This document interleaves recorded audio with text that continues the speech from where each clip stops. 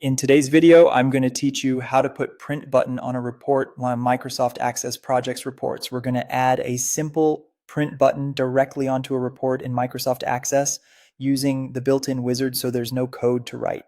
Before you begin, make sure your report is closed out of print preview and that you've saved any recent design changes just to keep everything tidy. Start by opening Microsoft Access and then open the report you want to modify in Design View. Design View is where you can add controls and adjust layout.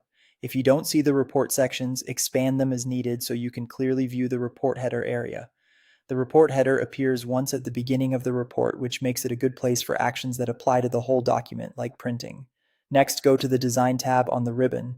In the Controls group, click the Button tool. If you want the Command Button Wizard to help you, make sure the Use Control Wizards option is turned on. It's a small wand icon in the same area. Your cursor will change, indicating you're ready to place the control. Click and drag inside the report header to draw the button to the size you prefer. When you release the mouse, the Command Button Wizard should appear. If it doesn't, turn on Use Control Wizards and try placing the button again.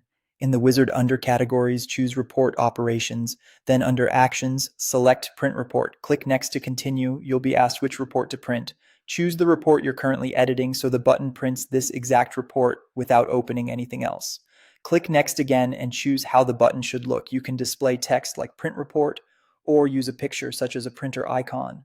Text is often clearer for users, while an icon can save space.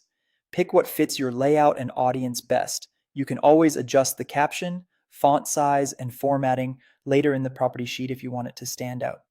Click Finish, and Access will place the button and attach the print action to its on-click event automatically. Feel free to nudge the button into alignment with other elements so it looks consistent. Save your report design so the change is preserved.